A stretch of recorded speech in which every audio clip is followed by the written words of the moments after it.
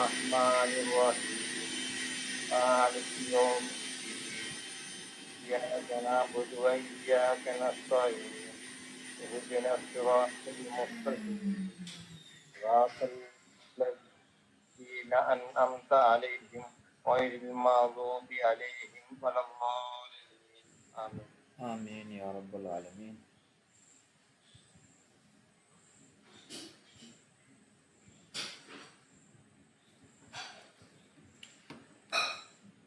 أعوذ بالله من الشيطان الرجيم. بسم الله الرحمن الرحيم. الحمد لله رب العالمين. اللهم صل على سيدنا محمد وعلى آله وصحبه أجمعين. أشهد أن لا إله إلا الله وأشهد أن محمد رسول الله. اللهم صل وسلم وبارك عليه. Voice കേൾക്കുന്നുണ്ടല്ലോ അല്ലേ? കുഴപ്പമൊന്നുമില്ലല്ലോ? സ്ക്രീന് കാണുന്നില്ലേ? ഓക്കെ.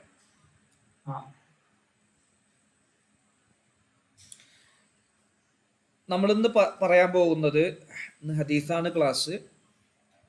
അതിൽ 13ാമത്തെ ഹദീസാണ്. 40 ഹദീസിലെ 12 നമ്മൾ കഴിഞ്ഞു. 3 ഹദീസ് വീതം 4 ക്ലാസ് നമ്മൾ കഴിഞ്ഞു.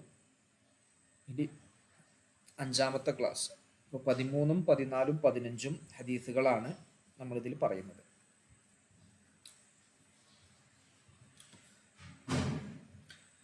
ഉഖുവത്തുൽ ഈമാനി വൽ ഇസ്ലാം,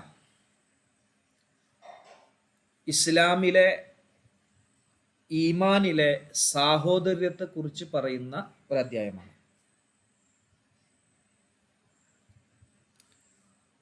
അപ്പോൾ മുസ്ലിമീങ്ങൾ സഹോദരന്മാരാണ്, അവർ ഐക്യത്തോടുകൂടെ ജീവിക്കേണ്ട ആളാണ് എന്ന് നമ്മെ പഠിപ്പിക്കുന്ന, ബോധ്യപ്പെടുത്തുന്ന ഒരു ഹദീസാണ് നമ്മൾ ചർച്ച ചെയ്യുന്നത്. നിങ്ങൾ പലപ്പോഴും ഇത് കേട്ടിട്ടുണ്ടാവും. കുറച്ച് വിശദീകരണം കൂടി നമുക്ക് പറഞ്ഞ് ഇത് കാണാതെ പഠിക്കാൻ നമുക്ക് ശ്രമിക്കാം ഇൻഷാ അല്ലാഹ്. വളരെ ചെറിയൊരു ഹദീസാണ്. അൻ അബി ഹംസത്ത അനസ് ഇബ്നു മാലിക് റളിയല്ലാഹു അൻഹു. അനസ് ഇബ്നു മാലിക് റളിയല്ലാഹു അൻഹു, അബൂ ഹംസ എന്നാണ് സ്ഥാനപ്പേര്. ഖാദിമി റസൂലില്ലാഹി സ്വല്ലല്ലാഹു അലൈഹി വസല്ലം, നബി തങ്ങളുടെ സേവകനായിരുന്നു. നബി തങ്ങൾക്ക് ഖിദ്മത്ത് ചെയ്ത് കൊടുക്കുന്ന ആളായിരുന്നു. അനിൻ നബി സല്ലല്ലാഹു അലൈഹി വസല്ലം, നബി സല്ലല്ലാഹു അലൈഹി വസല്ലമ തങ്ങളെ തൊട്ട് അനസ് റളിയല്ലാഹു അൻഹു ഉദ്ധരിക്കുന്നു.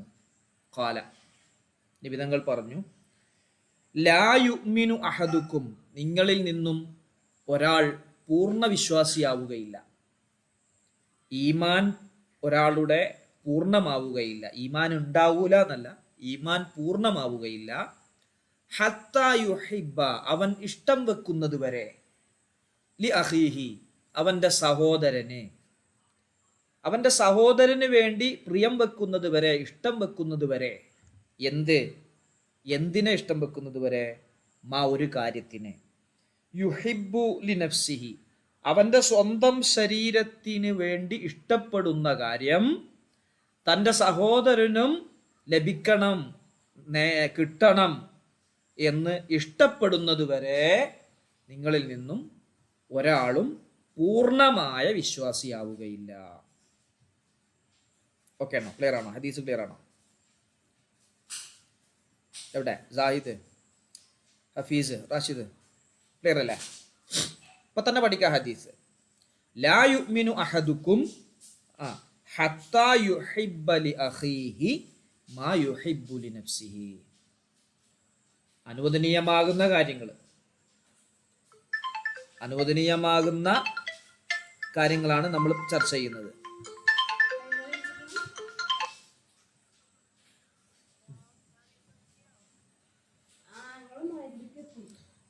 അനുവദനീയമാകുന്ന കാര്യങ്ങൾ കേട്ടോ, ഹറാമായ കാര്യങ്ങളല്ല. എനിക്ക് ഹറാമായ ഒരു കാര്യം ഇഷ്ടമുണ്ട്, അതിൻ്റെ കൂട്ടുകാരനും ഉണ്ടായിക്കോട്ടെ, അതില്ല.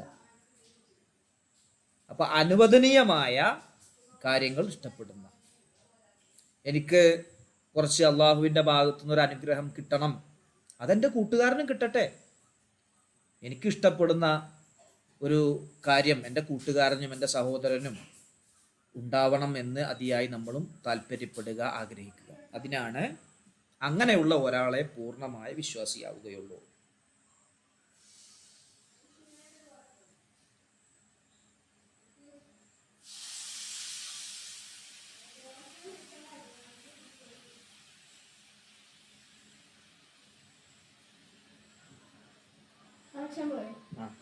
ഞാനും വിളിച്ചാട്ടോ വെച്ചിട്ട് ക്ലാസ് എടുക്കണം.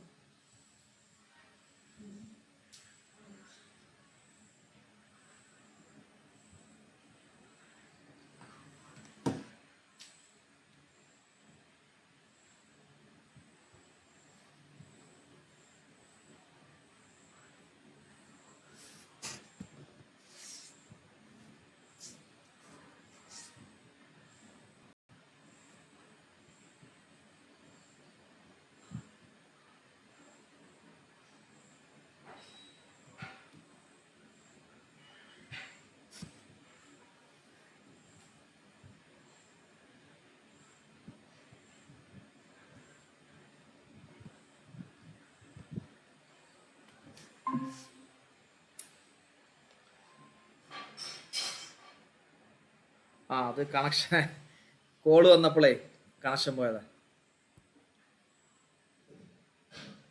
മനസ്സിലായല്ലോ അല്ലേ?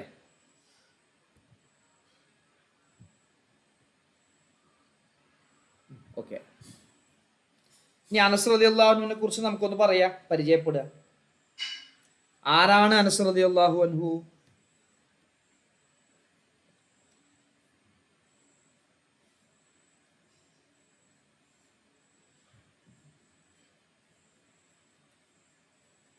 ബസറയിൽ വെച്ച് അവസാനം വഫാത്തായ സ്വഹാബിയാണ്. മദീനയിലാണ് ജനിക്കുന്നത്. ഉമ്മയുടെ പേര് ഉമ്മു സുലൈം എന്നാണ്. 10 വയസ്സായപ്പോൾ നബിതങ്ങളുടെ അടുക്കൽ കൊണ്ടുവന്നു. എന്നിട്ട് പറഞ്ഞു, നബിയെ, നിങ്ങൾക്ക് ഖാദിമായിട്ട് ഇവന് നിന്നോട്ടെ, ഇവിടെ നിങ്ങൾ ചെറിയ സേവനങ്ങളൊക്കെ ചെയ്യാൻ വേണ്ടി നിന്നോട്ടെ എന്ന് പറഞ്ഞു. അപ്പം നബി തങ്ങൾ അത് സ്വീകരിച്ചു. അങ്ങനെ ഉമ്മ ഒരിക്കൽ വന്നിട്ട് പറഞ്ഞു, നബിയെ, നിങ്ങൾ കുട്ടിക്ക് എൻ്റെ മോന് ഒന്ന് ദ്വാ ചെയ്തു കൊടുക്കണം. അപ്പം നബി തങ്ങൾ ദ്വാർന്നു കൊടുത്തു, അല്ലാഹുമ്മ അക്സിർ മാലഹു വ വലദഹു, അല്ലാഹുവേ ഇവനിക്ക് ഒരുപാട് സമ്പത്തും ഒരുപാട് മക്കളെയും കൊടുക്കും. വബാരിക് ലഹു ഫീഹി, ഇവന് ബർക്കത്ത് കൊടുക്കും. വഅദ്ഖിൽഹുൽ ജന്നത്ത, ഇവനെ സ്വർഗം കൊടുക്കും. 125 കുട്ടികളുണ്ടായിരുന്നു സന്താനങ്ങളായിട്ട്. 2 പെൺകുട്ടികൾ, ബാക്കിയൊക്കെ ആൺകുട്ടികൾ. നബിതങ്ങളുടെ ദുആയുടെ ബർക്കത്ത് വെക്കും. നബിതങ്ങൾ പറഞ്ഞാൽ വലിയ പണിയെടുക്കാനല്ല അദ്ദേഹത്തെ കൂടെ കൂട്ടിയിരുന്നുണ്ട്. അവിടെ കാണാം നിങ്ങൾക്ക്. നബിതങ്ങൾ അനസ് റളിയല്ലാഹു അൻഹുവിനെ പരിഗണിക്കും. നബിതങ്ങൾ പരിഗണിക്കും. അതുപോലെ നബിതങ്ങൾ എന്ത് ചെയ്യും? കളിക്കും. 10 വയസ്സുള്ള കുട്ടിയല്ലേ, അപ്പൊ കളിക്കും. ബദറിൽ വന്നിരുന്നു നബിതങ്ങളുടെ കൂടെ, പക്ഷെ യുദ്ധത്തിൽ ബദരീങ്ങളുടെ കൂട്ടത്തിൽ എണ്ണിയിട്ടില്ല. ബദറിൽ എന്തായിട്ടുണ്ട്? വന്നിട്ടുണ്ട്. പക്ഷെ ബദരീങ്ങളുടെ കൂട്ടത്തിൽ എന്തായിട്ടില്ല? എണ്ണിയിട്ടില്ല. 8 യുദ്ധങ്ങൾ നബിതങ്ങളുടെ കൂടെ പങ്കെടുത്തിട്ടുണ്ട്. അന്ന് പ്രായം കുറവാണല്ലോ. ഓക്കെ. അങ്ങനെ ഒരുപാട് മുതലുണ്ടായി. ഹിജറ 93 മഹാനവറുകൾ എന്താകുന്നത്? വഫാത്താകുന്നത്. ഹിജറ 93. അപ്പോൾ അവസാനം, ഏറെക്കുറെ അവസാനം വഫാത്താകുന്ന ഒരു രൂപം. പക്ഷെ അവസാനം വഫാത്തായ സ്വഹാബി ആരല്ല? അനസ് റളിയല്ലാഹു അൻഹു അല്ല.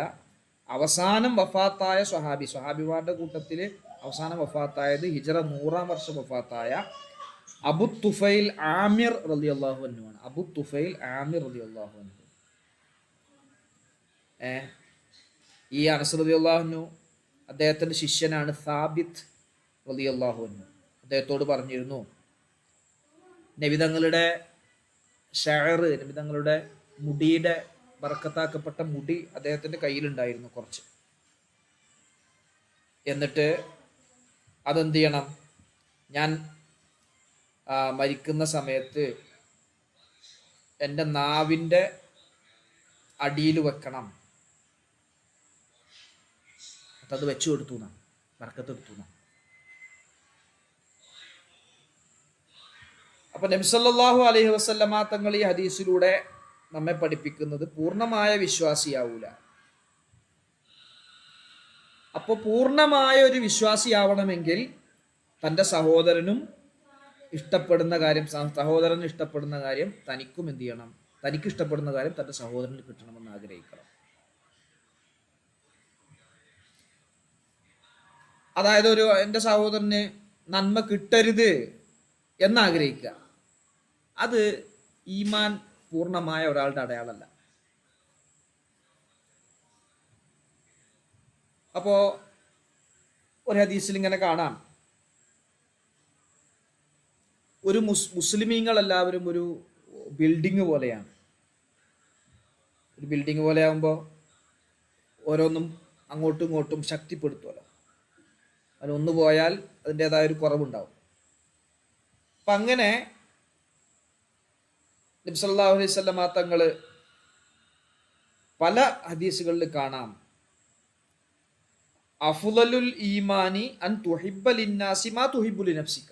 ഈ ഹദീസുമായി ബന്ധപ്പെട്ടാട്ടോ, ഈമാനിൽ വെച്ച് ഏറ്റവും ശ്രേഷ്ഠമായത് നിനക്ക് ഇഷ്ടപ്പെടുന്ന കാര്യം നിന്റെ കൂട്ടുകാരനും ജനങ്ങൾക്കും കിട്ടണമെന്ന്, ലിന്നാസി ജനങ്ങൾക്കും കിട്ടണമെന്ന് ആഗ്രഹിക്കലാണ്. അപ്പം അതിൽ മുസ്ലിമീന്ന് മാത്രമല്ല, ജനങ്ങൾ പൊതുവെ മുസ്ലിമീങ്ങൾക്കും കൂടി അതിൽ പെട്ടു. മറ്റൊരു ഹദീസിൽ ഇങ്ങനെ കാണാം, നിനക്ക് ഇഷ്ടപ്പെടുന്ന കാര്യം ജനങ്ങൾക്ക് വേണ്ടിയും നീ ഇഷ്ടപ്പെടുക, എന്നാൽ നീ പൂർണ്ണമായ വിശ്വാസിയാകും. ഒരു ഹദീസിൽ നബി തങ്ങൾ ചോദിച്ചു, നീ സ്വർഗം ഇഷ്ടപ്പെടുന്നുണ്ടോ എന്ന് ചോദിച്ചു. അപ്പോൾ സ്വഹാബി പറഞ്ഞു, അതെ ഞാൻ ഇഷ്ടപ്പെടുന്നു. അപ്പൊ പറഞ്ഞേ, നിനക്ക് ഇഷ്ടപ്പെടുന്ന കാര്യം നിന്റെ സഹോദരൻ നീ ഇഷ്ടപ്പെടുന്നു. ആ പറഞ്ഞോളൂ,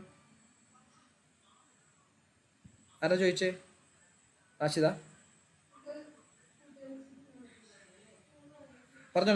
ആരാ സംസാരിച്ച്? സാഹിദോ? പറഞ്ഞോ.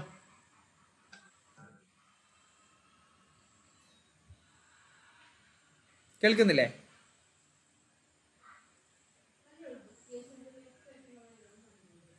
ഇല്ലല്ലേ? അപ്പൊ അങ്ങനെ ഒരുപാട് ഈ ഹദീസിന്റെ ആശയങ്ങളുള്ള ഒരുപാട് ഹദീസുകളുണ്ട്. സൂഫിയാക്കൾ പറയാറുണ്ട്,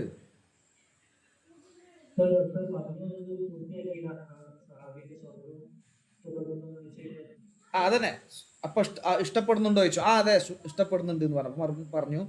എന്നാ നീ നിന്റെ സഹോദരന്, നിനക്ക് ഇഷ്ടപ്പെടുന്ന കാര്യം നിന്റെ സഹോദരന് നീ ഇഷ്ടപ്പെട്ടോ, എന്നാ സ്വർഗം കിട്ടും.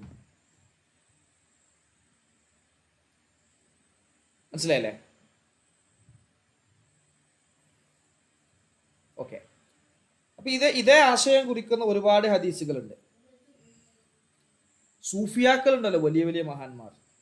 ചിലപ്പോൾ നമ്മൾ പറയില്ലേ, അവൻ എൻ്റെ പോലെ അയക്കുകയാണെങ്കിൽ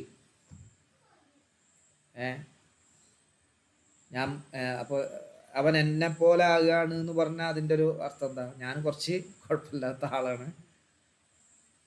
അപ്പൊ ഞാൻ ഉഷാറാണെന്നല്ല വരിക. സൂഫിയാക്കൾ അതും പറയില്ല, എന്നെക്കാളും മുകളിലായിട്ടുണ്ടെങ്കിൽ ഞാൻ ഇഷ്ടപ്പെടും. ഫുലൈൽ ഇബ്നു ഇയാദ് റളിയല്ലാഹു അൻഹു, ഫുലൈൽ ഇബ്നു ഇയാദ് സൂഫിയാക്കളിൽ പ്രമുഖനാണ്. ഫുലൈൽ ഇബ്നു ഇയാദ് റളിയല്ലാഹു അൻഹു സുഫിയാൻ ഇബ്നു ഉയൈന റളിയല്ലാഹു അൻഹുവിനോട് പറഞ്ഞു, ഇത് കേൾക്കണേ, രസമുണ്ട്. ഇൻ കുൻത തവദ്ദു അൻ യകൂന നാസു മിസ്ലക്, ജനങ്ങൾ നിന്നെപ്പോലെ ആവണം നീ ആഗ്രഹിക്കുന്നു എങ്കിൽ ഫമാ അദ്ദൈത ലില്ലാഹിൽ കരീമിൻ നസീഹത, നീ എന്തായിട്ടില്ല, അള്ളാഹുവിന് വേണ്ടി ഉപദേശം നടത്തിയിട്ടില്ല. ജനങ്ങൾ നിന്നെപ്പോലെ ആവണം എന്ന് നീ ആഗ്രഹിക്കുന്നുവെങ്കിൽ, അങ്ങനെ ഉപദേശം നടത്തുന്നുവെങ്കിൽ, അങ്ങനെ ഉപദേശിക്കുന്നുണ്ടെങ്കിൽ നിന്റെ ഉപദേശം എന്തായിട്ടില്ല? അള്ളാഹുവിന് വേണ്ടി ആയിട്ടില്ല. അള്ളാഹുവിന് വേണ്ടി ആയിട്ടില്ല. അപ്പൊ എന്താ പറയണ്ടേ? എങ്ങനെ ഉപദേശിക്കേണ്ടത്?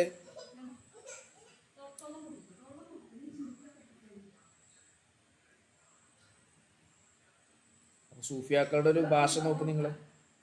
ഇതെന്താ?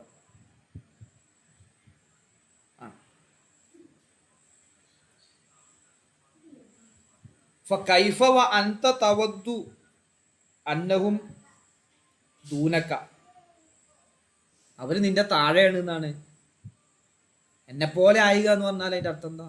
സിംഹത്തെ പോലെയാണ് അവൻ എന്ന് പറഞ്ഞാൽ സിംഹത്തിന്റെ ധീരത എന്തായാലും അവനുണ്ടാവില്ലല്ലോ. ധീരത ഉണ്ടാവും, സിംഹത്തിന്റെ താഴെയാണ്. അതേപോലെ ഇപ്പോൾ എന്നെ പോലെ അവരായിട്ടുണ്ടെങ്കിൽ എന്ന് പറഞ്ഞാൽ ഞാൻ ഉഷാറാണ്, എൻ്റെ അത്ര എത്തിയിട്ടില്ലെങ്കിലും എൻ്റെ പോലെ ഒരു നല്ലൊരു രൂപത്തിലായിട്ടുണ്ടെങ്കിൽ അങ്ങനെ ആഗ്രഹിക്കരുത്. എന്നേക്കാൾ കൂടുതൽ അവര് ഉണ്ടാവണം എന്ന് എന്ത് ചെയ്യണം? ആഗ്രഹിക്കണം. ഓക്കെ അല്ലേ? ക്ലിയർ അല്ലേ? അപ്പൊ ഹദീസ് കാണാതെ പഠിക്കണേ. ഇനി അടുത്തത്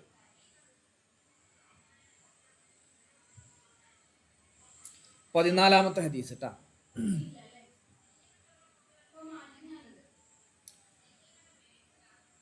മുസ്ലിമിന്റെ രക്തം, നേരത്തെ പറഞ്ഞതിൽ ചേർത്ത് പറയേണ്ടത് കാഫിറുണ്ടല്ലോ, കാഫിറിനും നമ്മൾ നല്ലത് ആഗ്രഹിക്കണം. ഏറ്റവും നല്ലത് എന്താ? ഹിദായത്ത് കിട്ടണം, അവർക്കും സ്വർഗം കിട്ടണം എന്ന് നമ്മൾ ആഗ്രഹിക്കണം. മനസ്സിലാണ്ട? ആരപ്പോ വന്നേ? ബഷീർക്ക. ഇത് തുടക്കം മുതൽ കേൾക്കണേ. പിന്നെ മുസ്ലിമിന്റെ രക്തത്തിന് മഹത്വമുണ്ട്, പ്രാധാന്യമുണ്ട്, ആദരവുണ്ട്. അതിനെക്കുറിച്ചാണ് പറയുന്നത്. അൻ ഇബ്നു മസ്ഊദ് റളിയല്ലാഹു അൻഹു ഖാല ഖാല റസൂലുള്ളാഹി സ്വല്ലല്ലാഹു അലൈഹി വസല്ലം, നബി സല്ലല്ലാഹു അലൈഹി വസല്ലം തങ്ങൾ പറഞ്ഞു,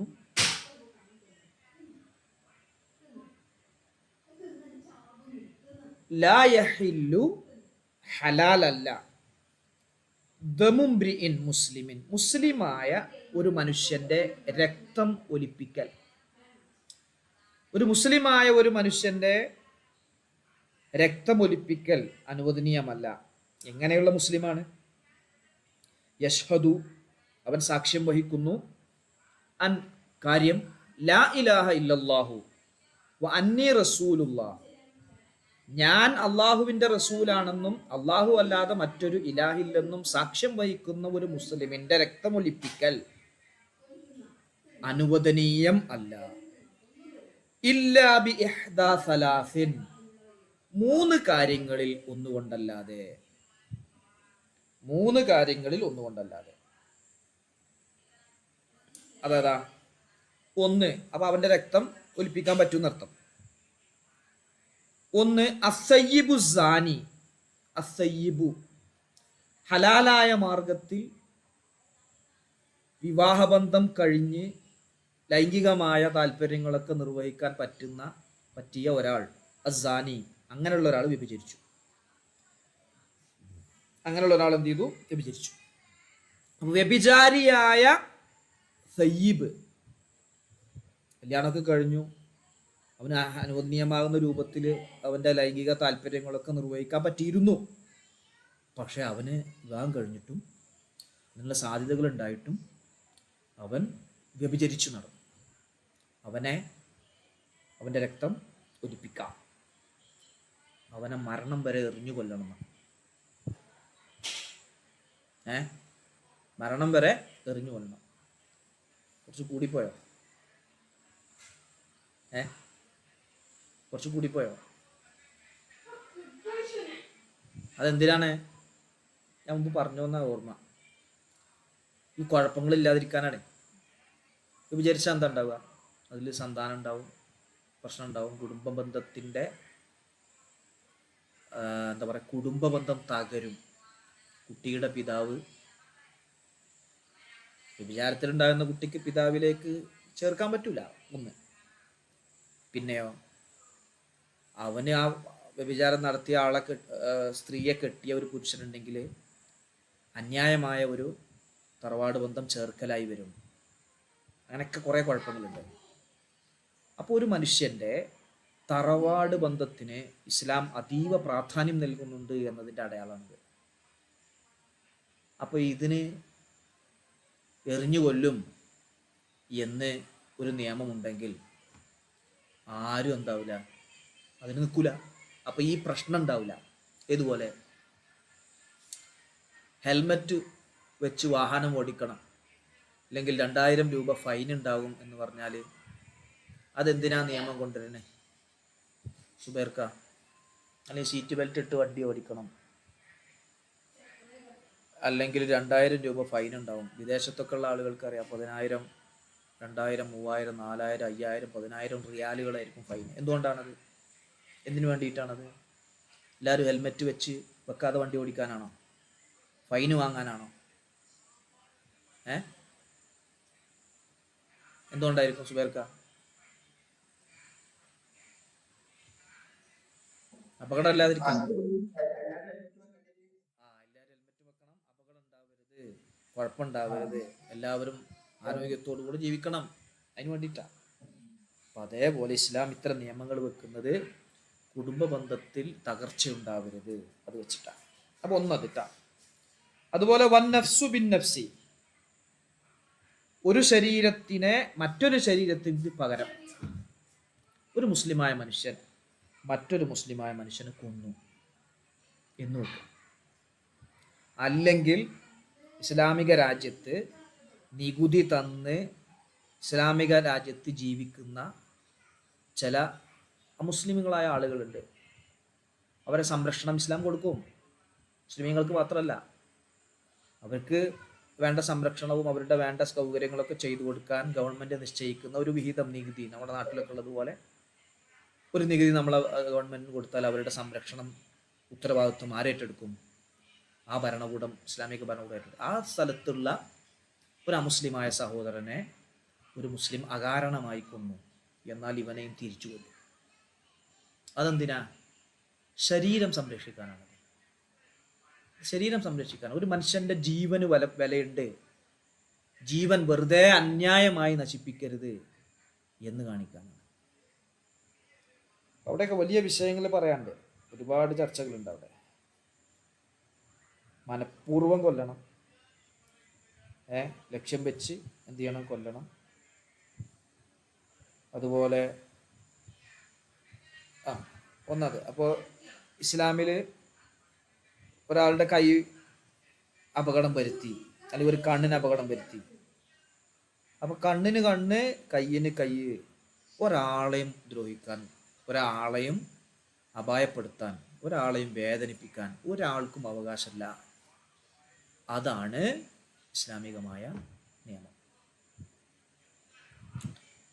അപ്പോൾ അത് വളരെ പ്രധാനപ്പെട്ടതാണ്. അതും നേരത്തെ പറഞ്ഞതുപോലെ എന്തിനു വേണ്ടിയിട്ടാണ്? ഒരാളുടെ ജീവന് സംരക്ഷണം നൽകാൻ വേണ്ടിയിട്ടാണ്. അപ്പോൾ ഇസ്ലാം നേരത്തെ പറഞ്ഞു തറവാട് ബന്ധത്തിന് സംരക്ഷണം നൽകുന്നുണ്ട്, ജീവന് സംരക്ഷണം നൽകുന്നുണ്ട്. ഇനി നോക്ക് നിങ്ങൾ. അതുപോലെ മൂന്നാമത്തത് വത്താരിക്കുലി ദീനിഹി, മതം ഉപേക്ഷിച്ചു പോകുന്നവൻ, മുർത്തദ്ദായവൻ, ഇസ്ലാം മതം ഉപേക്ഷിച്ചു പോയവൻ. അൽ മുഫാരിഖുൽ ജമാഅത്തി, കൂട്ടത്തെ വേർപിരിഞ്ഞവൻ, കൂട്ടത്തെ ഒഴിവാക്കിയവൻ. അപ്പോൾ മുസ്ലിം എന്ന ആ സൊസൈറ്റി, അതിൽ നിന്നും വേർപിരിഞ്ഞ് പോയ ആൾ. അപ്പോൾ എന്തിനാണത് ചെയ്യുന്നത്? അവൻ്റെ മതം സംരക്ഷിക്കാനാണ്. മതത്തിൽ നിന്ന് പോയി കഴിഞ്ഞാൽ, പുറത്തു പോയി കഴിഞ്ഞാൽ പിന്നെ അവൻ്റെ കാര്യം ആഖിറത്തിൽ എടുക്കാനില്ല. അപ്പോൾ ആ ഒരു ഭീതിപ്പെടുത്തി പേടിപ്പിച്ച് മതസംരക്ഷണം നടത്തണം. നമ്മുടെ ഈ ദുനിയാവിൽ മാത്രമല്ലല്ലോ നമ്മുടെ ജീവിതം. നമ്മൾ വിശ്വസിക്കുന്നത് മുസ്ലിമീങ്ങളോടാണ് ഞാൻ പറയുന്നത് കേട്ടോ. മുസ്ലിമീങ്ങളായ ആളുകളോടാണ് നമ്മൾ ഇതും പറയേണ്ടത്. അപ്പോൾ പരലോകത്തും നമ്മൾ എന്ത് ചെയ്യുന്നുണ്ട്? മുസ്ലിമീങ്ങൾ വിശ്വസിക്കുന്നുണ്ട്. വൽയൗമിൽ ആഖിർ, അവസാന നാൾ കൊണ്ട് വിശ്വസിക്കുന്നുണ്ടല്ലോ. അതും കൂടി ഉണ്ടെങ്കിലല്ലേ ഈമാൻ പൂർണ്ണമാവുള്ളൂ. അള്ളാഹുവിൽ വിശ്വസിക്കണം, മലക്കുകളിൽ വിശ്വസിക്കണം, കിതാബിൽ വിശ്വസിക്കണം, മുർസലുകളിൽ വിശ്വസിക്കണം, ഖിയാമത്ത് നാളിൽ വിശ്വസിക്കണം, നന്മ തിന്മകളൊക്കെ അള്ളാഹുവിൽ നിന്നാണ് വിശ്വസിക്കണം. ഇങ്ങനെ 6 കാര്യങ്ങൾ വിശ്വസിക്കണം. അപ്പൊ അവന്റെ പരലോകത്ത് ശോഭനമായ രൂപത്തിൽ അവന് സൗകര്യങ്ങൾ ഉണ്ടാവണം. അപ്പൊ അതിനെന്ത് ചെയ്യണം? അവന്റെ മതം സംരക്ഷിക്കപ്പെടണം.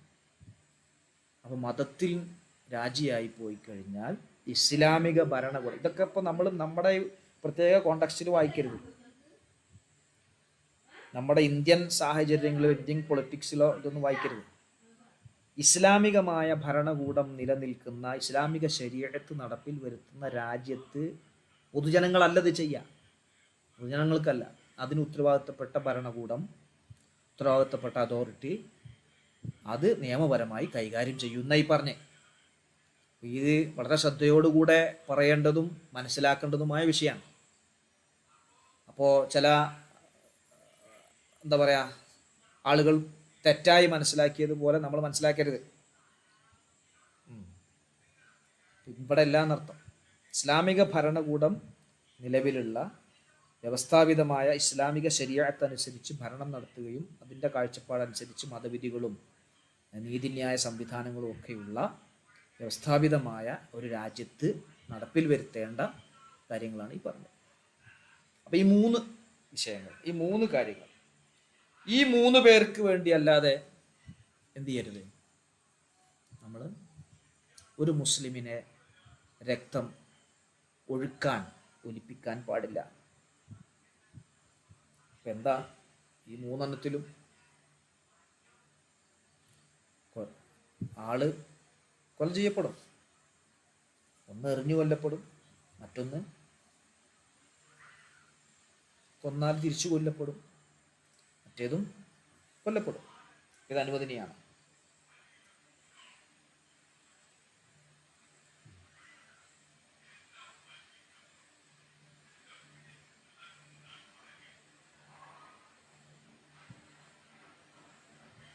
ഓക്കെ, ക്ലിയർ അല്ലേ?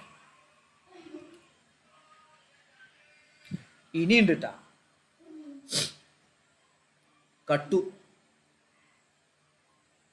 കളവ് നടത്തി. ചെറിയ പെൻസിലും പേനയും ഒന്നുമല്ല, നിറച്ചപ്പെട്ടിയും ചെറിയ പൈസ ഒന്നുമല്ല, അത്യാവശ്യം ഒരു എമൗണ്ട്. മോഷണം നടത്തി. അവൻ്റെ കൈ മുറിക്കും. അവൻ്റെ കൈ എന്താകും? ആര് മുറിക്കും? അവിടെ വെച്ച് പോണേ. കട്ട് ചെയ്ത് ഇത് ചെയ്യരുത്. കട്ട് ചെയ്ത് മനസ്സിലാക്കിയത്. കട്ട് ചെയ്ത് ക്ലിപ്പൊക്കെ വരുന്ന കാലങ്ങളാണ്. അപ്പോൾ എന്താ എവിടെ മുറിക്കുക? ഇവിടെ മുറിക്കുക. എവിടെ? ഇതില് കണ്ട, ഫസ്റ്റ് കട്ടത് മുറിക്കും. പിന്നെ കട്ടാലോ വലത്തെ കൈൻ്റെ മുറിക്കുക. പിന്നെ ഇടത്തെ കാലിൻ്റെ അതേപോലെ അവിടെ മുറിക്കും. പിന്നെയും കട്ടും. അപ്പോൾ ഇടത്തെ കൈൻ്റെ അവിടെ മുറിക്കും. പിന്നെയും കട്ടും. അപ്പോൾ വലത്തെ കാലിൻ്റെ അവിടെ മുറിക്കും. പിന്നെയും കട്ടും. പല അഭിപ്രായമുണ്ട്. അവനെ ശരിയാക്കും. എന്തിനാണത്? ഇസ്ലാം കൈ മുറിക്കാൻ പ്രോത്സാഹനം നൽകുന്നുണ്ട്, വേദനിപ്പിക്കാൻ പ്രോത്സാഹനം നൽകുന്നുണ്ട്. ഇല്ല, അതൊരാളുടെ സമ്പത്തിന് സംരക്ഷണം കൊടുക്കുകയാണ്. സാമ്പത്തിക സുരക്ഷ, സാമ്പത്തികമായ സംവിധാനങ്ങൾ സുരക്ഷിതമാവണം. ഒരു രാജ്യത്തിൻ്റെ നിലനിൽപ്പ് സാമ്പത്തിക ഭദ്രതയാണ്. വ്യക്തികൾക്ക് സുരക്ഷിതത്വം ഉണ്ടാവണം. ജീവന് വേണം, സമ്പത്തിന് വേണം, മതത്തിന് വേണം, അതുപോലെ നേരത്തെ പറഞ്ഞ കുടുംബത്തിന് വേണം. ഇനിയുണ്ട്, അഭിമാനത്തിനും സംരക്ഷണം വേണം. വ്യഭിചാര ആരോപണം നടത്തി, വളരെ ശ്രദ്ധിക്കേണ്ട ഒരു കാര്യമാണ്. ഒരു കുട്ടീനെ കണ്ടിട്ട് നമ്മൾ പറഞ്ഞു, ഇതാര് കുട്ടിയാ? ഞാൻ കുഞ്ഞിപ്പോക്കര കുട്ടിയാണ്. അപ്പോൾ ഓൻ പറഞ്ഞു, അന്നെ കണ്ടിട്ട് കുഞ്ഞബ്ദുള്ളാന്റെ കുട്ടീനെ പോലെ ഉണ്ടല്ലോ എന്ന് പറഞ്ഞു. അപ്പോൾ അത് ആരെക്കുറിച്ച് പറയല? ആരെക്കുറിച്ച് അഭിമാനത്തിന് ക്ഷതം ഏൽപ്പിക്കല? ആ കുട്ടിയുടെ ഉമ്മാനെ അപ്പം മനസ്സിലപ്പോൾ വിചാരിച്ചിട്ടൊന്നും ഉണ്ടാവില്ല.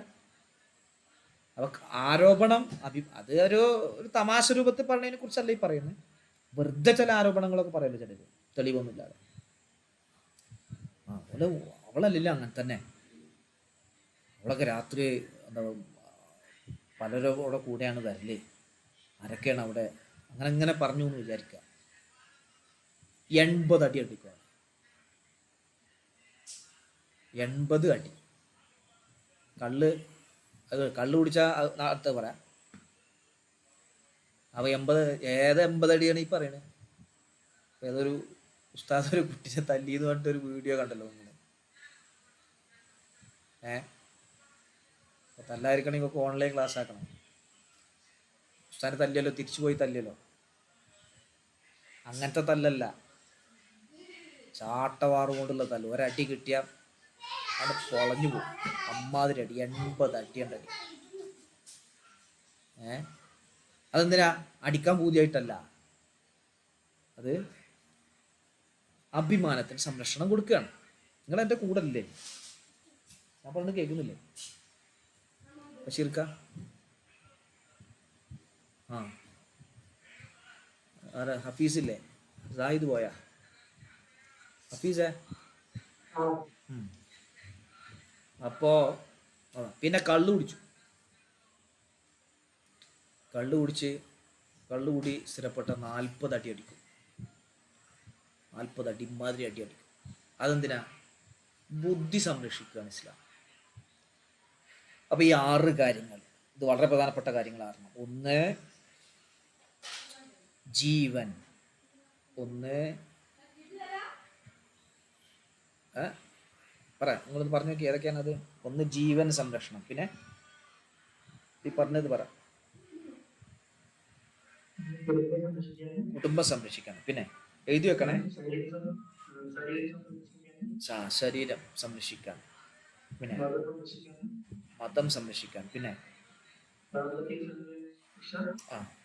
സാമ്പത്തിക അഭിമാനം സംരക്ഷിക്കാൻ, യെസ് തന്നെ, ബുദ്ധി സംരക്ഷിക്കാൻ, ജീവൻ, സ്വത്ത്, മതം,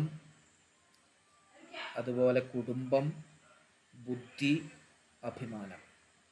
ഇവിടെ ബുദ്ധി ഇല്ലാത്ത ഒരാൾ ഒരു പഞ്ചായത്ത് പ്രസിഡന്റ് പോലും നമ്മളാക്കൂല്ലോ. ഒരു കള്ളുടിയനാണ്, മത്സരിക്കുകയാണ്, അവൻ്റെ ചിഹ്നം ഇന്ന ചിഹ്നമാണ്, കള്ളും കുപ്പിയാണ് ചിഹ്നം, അവൻ അറിയൂട്ടിയോ ഇല്ല. ആ ബുദ്ധി എന്ന് പറഞ്ഞാൽ അള്ളാഹു നൽകിയ ഒരു വിശേഷമായൊരു അനുഗ്രഹമാണ്. അപ്പം അതിനെ നഷ്ടപ്പെടുത്തുന്ന, അതിൻ്റെ വകതിരിവിനെ നീക്കം ചെയ്യുന്ന, ഭ്രാന്തനാക്കി മാറ്റുന്ന ഇത്തരം സംവിധാനങ്ങളോട് ചെയ്യുന്ന ആളുകളെ എങ്ങനെയാണ് നമ്മൾ സഹിക്കുക? അപ്പം അതെന്ത് ചെയ്യണം? അവനെ 40 അടി അടിക്കും എന്ന് പറഞ്ഞാൽ അതിനെന്ത് ചെയ്യും? അവൻ അതിന് മാറി നിൽക്കും, പേടിയുണ്ടാവും. പൈസ കൊടുക്കുക എന്ന് പറഞ്ഞിട്ട് കാര്യമില്ല, പൈസയൊക്കെ നമ്മൾ ഉണ്ടാക്കി കൊടുക്കും. പക്ഷെ അടി കിട്ടുന്നുള്ള, അടി മേലണ്ട് വരുത്താവുന്നണ്ട് പറഞ്ഞാൽ പിന്നെ ആളുകൾ എന്താവും? നിൽക്കൂല. ഓക്കെ,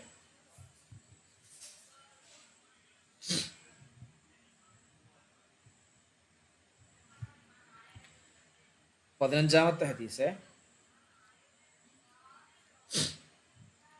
عن أبي هريرة رضي الله عنه أن رسول الله صلى الله عليه وسلم قال من كان يؤمن بالله واليوم الآخر فليقل خيرا أو ليصمت ومن كان يؤمن بالله واليوم الآخر فليكرم جاره ومن كان يؤمن بالله واليوم الآخر فليكرم ضيفه. അബൂ ഹുറൈറ റളിയല്ലാഹു അൻഹു പറയുകയാണ്, നബി സല്ലല്ലാഹു അലൈഹി വസല്ലമ തങ്ങൾ പറഞ്ഞു, മൻ കാന യുഅ്മിനു ബില്ലാഹ്, മൻ ഒരാൾ, കാന അവനായിരിക്കുന്നു, യുഅ്മിനു അവൻ വിശ്വസിക്കുന്നു, അവനെന്താവുന്നു? വിശ്വസിക്കുന്നു, ബില്ലാഹി അള്ളാഹുവിനെ കൊണ്ടും, വൽ യൗമിൽ ആഖിരി അവസാന നാൾ കൊണ്ടും, ഖിയാമത്ത് നാൾ കൊണ്ടും വിശ്വസിക്കുന്നു.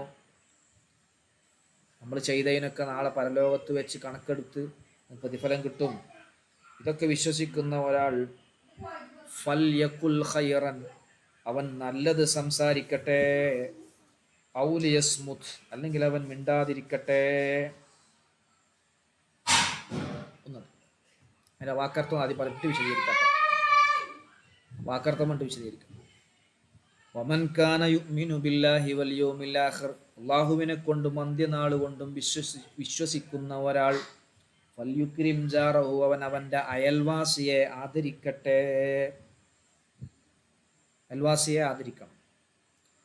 വമൻ കാന യുഅ്മിനു ബില്ലാഹി വൽ യൗമിൽ ആഖിർ, അല്ലാഹുവിനെ കൊണ്ടും അവസാന നാൾ കൊണ്ടും വിശ്വസിക്കുന്ന ഒരാൾ, ഫൽയുക്രിം ദൈഫഹു, അവൻ അതിഥിയെ ആദരിക്കട്ടെ.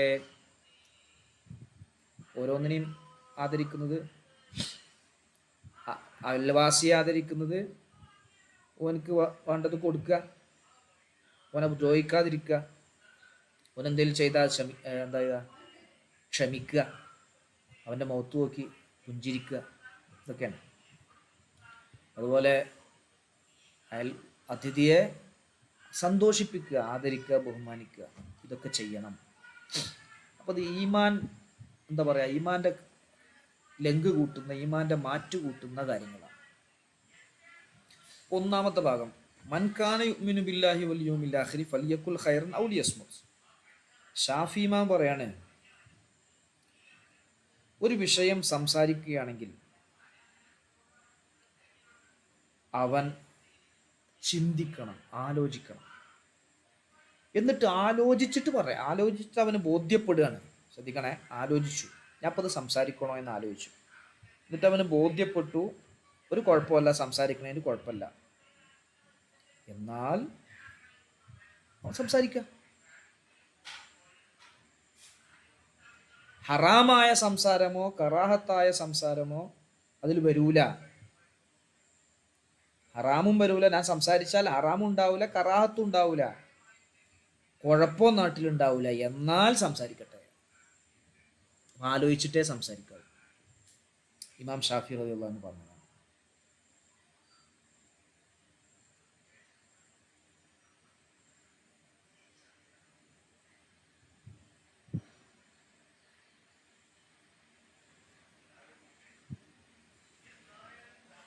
ഒരു ഹദീസിൽ ഇങ്ങനെ കാണാം, ഞാൻ നിങ്ങൾക്ക് രണ്ട് വളരെ ലളിതമായ കാര്യങ്ങൾ പറഞ്ഞു തരട്ടെയോ?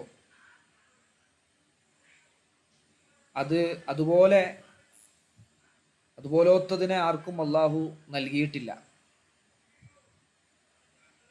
അപ്പോൾ രണ്ട് വളരെ നേരിയ കാര്യമാണ്, അത് ഖൈറാണ്. അതേതാ? ഒന്ന് അസ്സുംതു, മിണ്ടാതിരിക്കുക. മറ്റൊന്ന് ഹുസ്നുൽ ഖുലുഖ്, സൽസ്വഭാവം.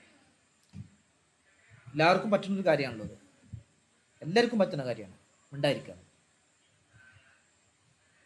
ഒരു ഹദീസ് ഇങ്ങനെ കാണാം, ഒരടിമയുടെ ഈമാൻ, അവൻ്റെ ഹൃദയം ശരിയായാലേ ശരിയാകൂ. അവൻ്റെ ഹൃദയം ക്ലിയർ ആയെങ്കിലേ ഈമാൻ ക്ലിയർ ആകൂ. അവൻ്റെ നാവ് ക്ലിയർ ആയെങ്കിലേ അവൻ്റെ ഹൃദയവും ക്ലിയർ ആകൂ. അപ്പോൾ ഈമാൻ ക്ലിയർ ആവണമെങ്കിൽ നാവ് ക്ലിയർ ആവണം.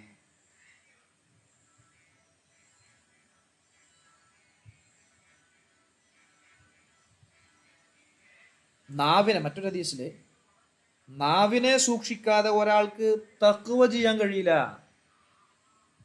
നാവിനെ സൂക്ഷിക്കാതെ തഖ്വ ചെയ്യാൻ കഴിയില്ല.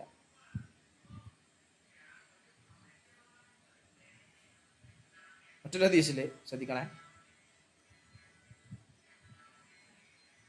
നമ്മള് മിണ്ടാതിരിക്കുന്ന സമയത്തെല്ലാം നമുക്ക് രക്ഷയുണ്ട്.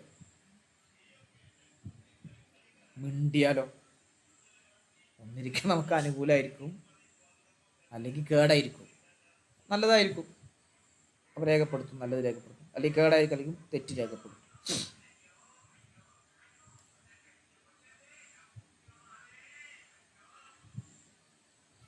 അപ്പൊ അള്ളാഹുവിനക്ക് ഇഷ്ടപ്പെടുന്ന സംസാരം നമ്മൾ എന്ത് ചെയ്യണം? സംസാരിക്കണം.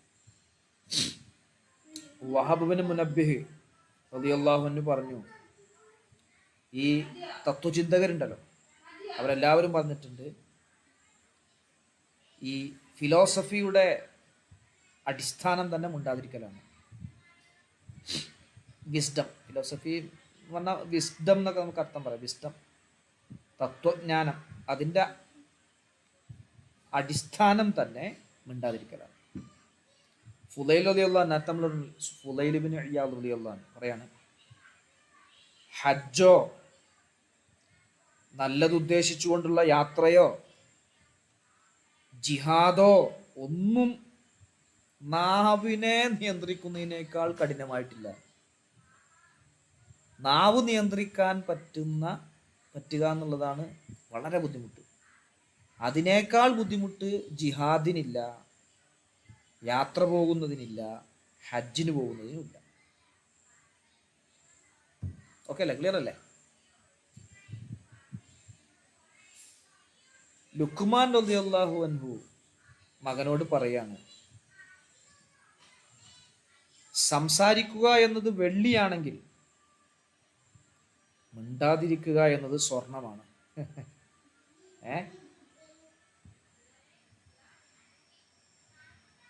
എന്താ അതിന്റെ വിശദീകരണം ഇബ്നു മുബാറക് തങ്ങൾ കൊടുക്കുക കേട്ടോ. അള്ളാഹുവിനിക്ക് ഗുണം ചെയ്തുകൊണ്ടുള്ള സംസാരം വെള്ളിയാണെങ്കിൽ അള്ളാഹുവിനക്ക് ദോഷം ചെയ്യാതെയുള്ള സുക്കൂത്ത് സ്വർണമാണ്. അള്ളാഹുവിനക്ക് ദോഷം ചെയ്യാതെ മിണ്ടാതിരിക്കുക, അത് സ്വർണമാണ്.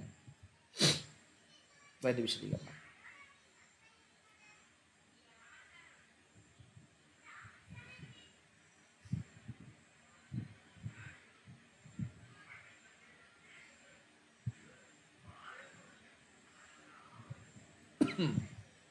അപ്പൊ അത്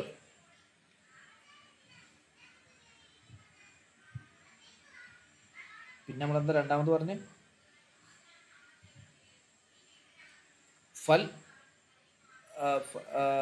ഫൽ യുക്രിം ജാറഹു അല്ലേ? അത് വലിയ വിഷയമാണ്. ഏതാണ് ഈ അയൽവാസി? അവനക്ക് ഗുണം ചെയ്യണം, അവനെ ദ്രോഹിക്കരുത്, അവൻ്റെ അടുത്ത് വല്ലതുണ്ടായ ക്ഷമിക്കണം, അവൻ്റെ മുഖത്ത് നോക്കി സന്തോഷം രേഖപ്പെടുത്തണം. ഇതൊക്കെ വലിയ തൗഫീഖുള്ള ആളുകൾക്ക് കഴിയുള്ളൂ. ജാറ് എന്ന് പറഞ്ഞാൽ എന്താന്ന് വെച്ചാൽ, വീടിൻ്റെ വ്യത്യസ്ത ഭാഗങ്ങളിൽ 40 വീടാണ്. തൊട്ട വീടല്ല ഈ പറയുന്നത്, 40 വീട്.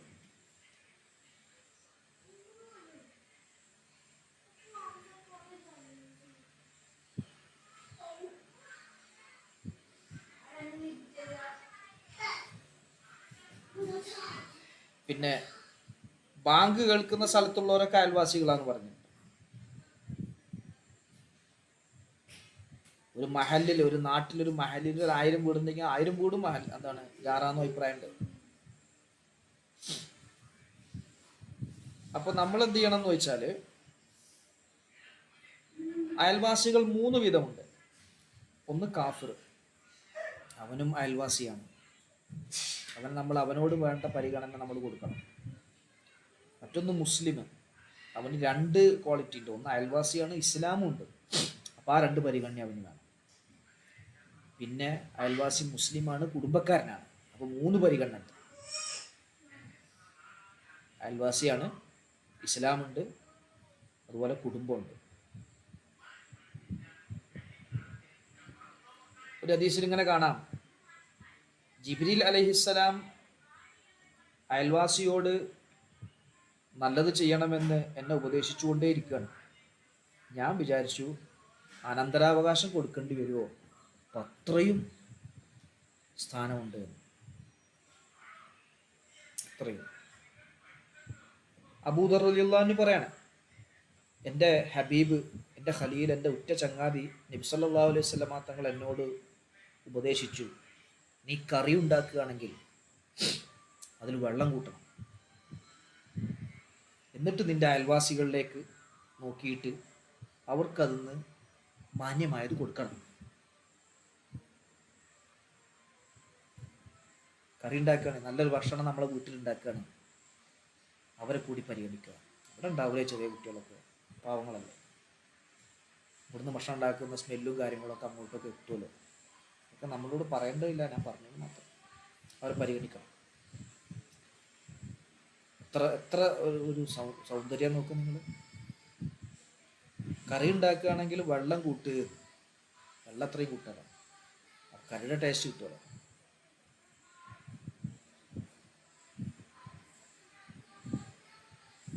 അയൽവാസികൾ നാളെ മഹ്ശറിൽ വരും, ഖിയാമത്ത് നാളിൽ വരും. എന്നിട്ട് പറയും, പടച്ചോനെ ഈ ചങ്ങായി ഉണ്ടല്ലോ, ഞാൻ അവിടെ ചെന്നപ്പോൾ വാതിലിട്ട് അടച്ച ആളാണ്, തുറന്ന് പുറത്തേക്ക് വന്നില്ല, ഞാൻ നിസ്സാരമായ എന്തോ ചോദിച്ചപ്പോൾ തന്നില്ല എന്ന് അള്ളാഹുവിനോട് പരാതി പറയുന്നു. സാധിക്കുന്നതൊക്കെ നമ്മൾ എന്ത് ചെയ്യണം? സഹായങ്ങളൊക്കെ ചെയ്തു കൊടുക്കണം. ഇങ്ങനെ എല്ലാവരും വിചാരിച്ച സ്വർഗ്ഗമായില്ലേ നാട്. അടുത്ത പാർട്ട് നോക്ക്. ഒമൻ കാന യുഅ്മിനു ബില്ലാഹി വൽ യൗമിൽ ആഖിർ ഫൽയുക്രിം വൈഫഹു. അതിഥിയെ ആദരിക്കണം.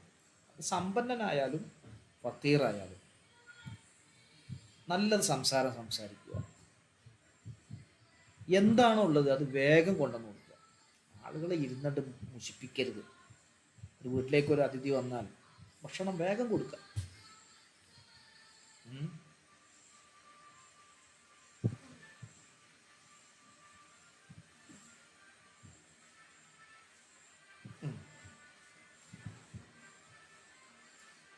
അപ്പോൾ വളരെ പ്രധാനപ്പെട്ട ഒന്നാണത്. ഇബ്രാഹിം നബി അലൈഹിസ്സലാം, അദ്ദേഹത്തിന്റെ പേര് തന്നെ അബുല്ലീഫാൻ എന്നാണ്. അതിഥികളെ അത്രക്കും താല്പര്യമുള്ള ആളായിരുന്നു. 1 മൈൽ ദൂരം അല്ലെങ്കിൽ 2 മൈൽ ദൂരമൊക്കെ നടക്കും, ഒപ്പം ആരെങ്കിലും ഭക്ഷണം കഴിക്കാൻ കിട്ടുമോ എന്ന് വിചാരിച്ചിട്ട്. എൻ്റെ വീട്ടിൽ ഭക്ഷണം ഉണ്ടാവും, ഇബ്രാഹിം നബി അലൈഹി ഇസ്ലാമിൻ്റെ അടുത്ത് ഭക്ഷണമുണ്ട്. ആ കൂടെ ഒരാളും കൂടി ആരെങ്കിലും കിട്ടുമോ എന്ന് അന്വേഷിച്ച് കിലോമീറ്ററുകൾ നടന്ന് പോകുമായിരുന്നു.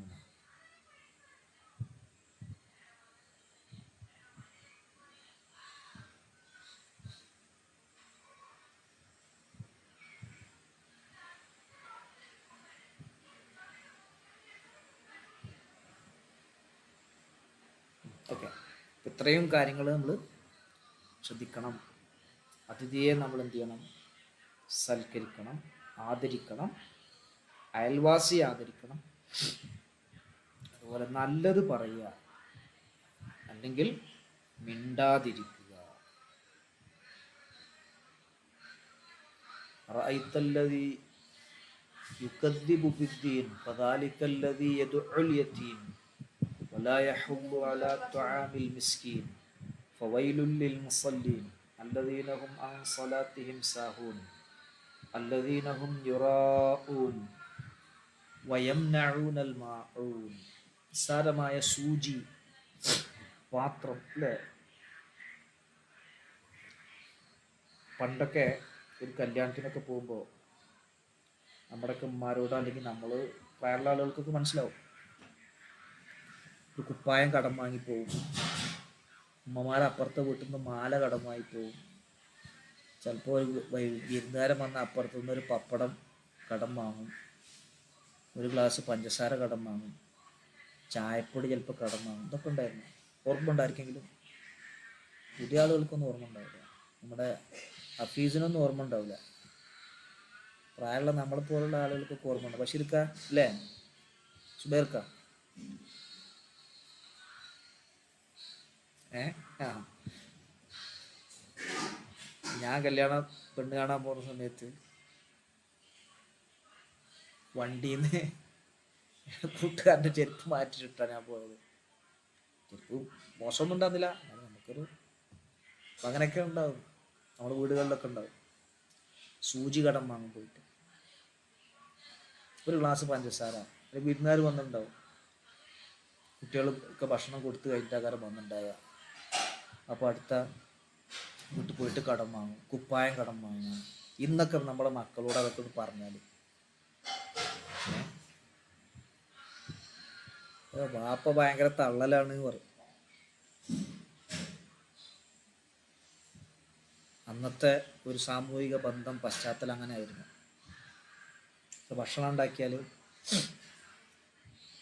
ഇപ്പോഴും ചില സ്ഥലങ്ങളിലൊക്കെ അങ്ങനെ ഉണ്ട്. ബറാത്തിന് ചക്കരച്ചോറുണ്ടാക്കും അല്ലേ? ഞങ്ങളിവിടെയൊക്കെ ഉണ്ട് അങ്ങനെ ചക്കരച്ചോറുണ്ടാക്കിയിട്ട് പിന്നെ അപ്പുറത്തുപ്പുറത്തൊക്കെ കൊണ്ടു കൊടുക്കും. ഒരു 5-6 വീട്ടിൽ നിന്നൊക്കെ ഇങ്ങോട്ടും കൊണ്ടുവരും. അങ്ങനെ അങ്ങനെ ഓരോ വീട്ടിൽ ഇങ്ങനെ ഓരോ പാത്രത്തിൽ കൊടുക്കും. ഓരോ ചീരണികൾ ഉണ്ടാക്കിയാൽ കൊടുക്കും. അത് നാട്ടിലൊക്കെ ഉള്ളത് ബറാത്തിനൊന്ന് മധുരം ഉണ്ടാക്കിയിട്ട് വിതരണം ഉണ്ടാവില്ല അല്ലേ? വിതരണം നമ്മൾ ഈ നാട്ടിൽ ഇപ്പോഴും ഉണ്ട്.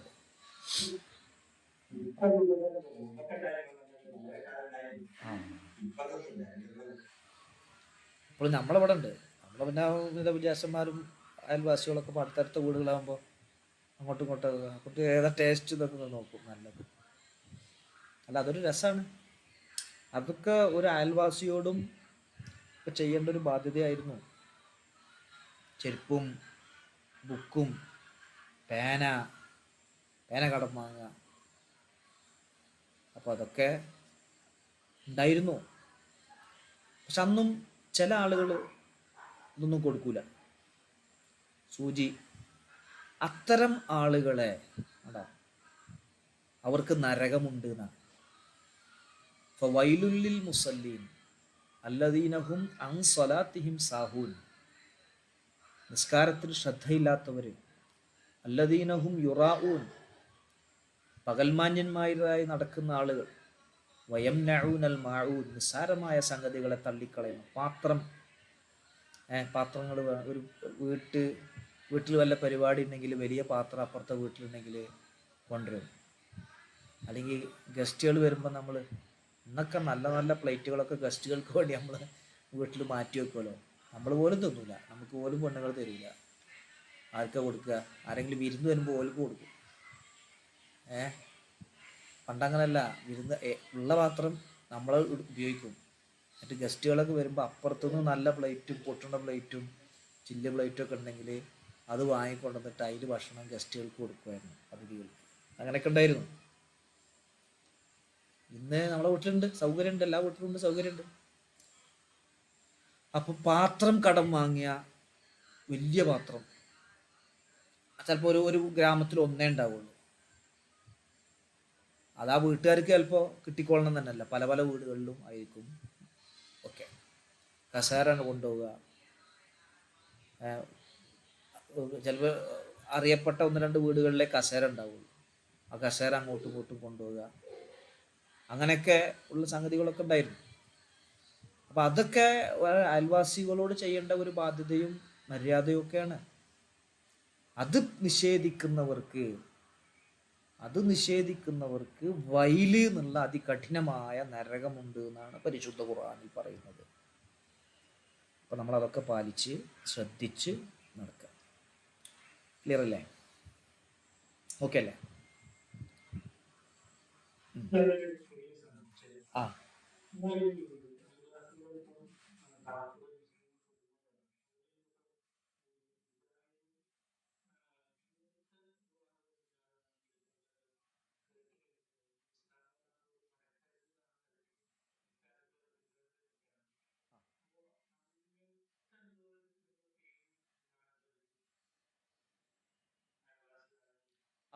അവരോട് നമ്മൾ മതപരമായ ഒരു ബാധ്യത നിറവേറ്റുകയാണ്.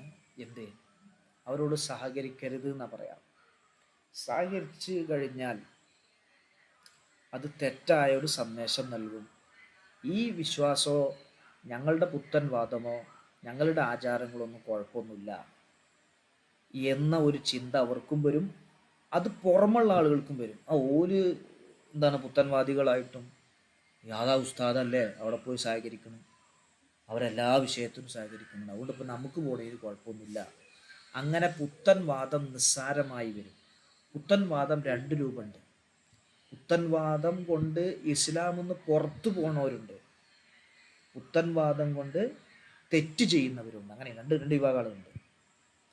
ഇസ്ലാമെന്ന് പുറത്തു പോകുന്ന പുത്തൻവാദം ഉണ്ടായിക്കഴിഞ്ഞാൽ പിന്നെ അവനോട് നമ്മൾ കാഫിറിനോട് ചെയ്യേണ്ട ഒരു കാര്യങ്ങളെ നമ്മൾ ചെയ്യുള്ളൂ. കാഫിറായി കഴിഞ്ഞാൽ പിന്നെ ദോഷം ചെയ്യുന്ന പുത്തൻവാദമുണ്ട്, തെറ്റുകാരായി മാറുന്ന പുത്തൻവാദം. അവരോടും നമ്മൾ എന്താ പറയുക, സഹകരിക്കരുത് എന്നാണ്. അപ്പം അവൻ ആലോചിക്കും, നമ്മളോട് ഒരാളിങ്ങനെ മിണ്ടാതിരിക്കുമ്പോൾ, വിളിച്ച ക്ഷണം സ്വീകരിക്കാതിരിക്കുമ്പോൾ, അങ്ങനെയൊക്കെ ചെയ്യുന്ന സമയത്ത് അവൻ ആലോചിക്കും, എൻ്റെ അടുത്ത് എന്തോ ഒരു ഫാൾട്ട് ഉണ്ടായതുകൊണ്ടാണല്ലോ. അങ്ങനെ ഇപ്പോൾ അത് കാണുന്ന മാർഗം ഇപ്പോൾ നമുക്ക് ഇപ്പോൾ ഒരു സുഖകരമല്ല എന്ന് തോന്നുന്ന മാർഗമാണ്. ലക്ഷ്യം നമുക്കതെന്താണ്, വലുതാണ്. ലക്ഷ്യം ആ വ്യക്തി കൂടി പൂർണ്ണമായ രൂപത്തിൽ ഇസ്ലാം ഉൾക്കൊള്ളുകയും സ്വീകരിക്കുകയും അതുപോലെ മനസ്സിലാക്കുകയും ചെയ്യണമെന്നാണ് എൻ്റെ ലക്ഷ്യം. സുന്നത്ത് ജമാഅത്തിലേക്ക് വരണമെന്നാണ്. ആ ലക്ഷ്യം ഉഷാറായതുകൊണ്ട് അതിന് സ്വീകരിക്കേണ്ട മാർഗം ചിലപ്പോൾ നമുക്കതൊരു എന്തായി തോന്നിയേക്കാം, ഒരു അസുഖകരമായ രൂപത്തിൽ തോന്നിയെങ്കിലും അത് ഇസ്ലാമിക മതനിയമത്തിൽ പാലിക്കേണ്ട ഒരു നിയമമായതുകൊണ്ട് നമ്മളത് അതുപോലെ തന്നെ ചെയ്യാം. മനസ്സിലായല്ലോ അല്ലേ റാഷിദ്? അതിനർത്ഥം ചില കുട്ടികളൊക്കെ ഉണ്ടാവും കേട്ടോ. ഇപ്പോൾ അവരൊന്നും ചിലപ്പോൾ ഇതൊന്നും ഒന്നും ഉണ്ടാവില്ല, ഓരോരുത്തർ ഒരു കഥയും ഉണ്ടാവില്ല. അവരോടൊക്കെ ചിലപ്പോൾ നമ്മൾ സലാം പറഞ്ഞ് നമ്മൾ കൂടെ കൂട്ടുകയാണെങ്കിൽ നമ്മളൊപ്പം തന്നെ വരും, പരിപാടിക്കൊക്കെ വരും. അങ്ങനെയൊക്കെ നമ്മുടെ നാട്ടിൽ കുറേ ആളുകളുണ്ട്. മൗലൂദിനൊക്കെ വരും.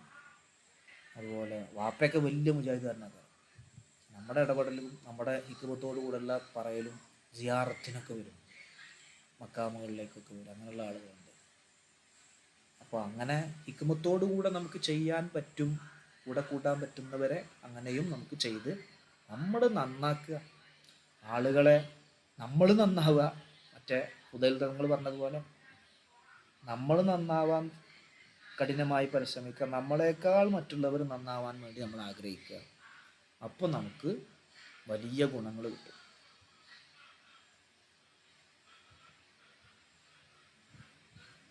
ഓക്കെ അല്ലേ? ക്ലിയർ അല്ലേ?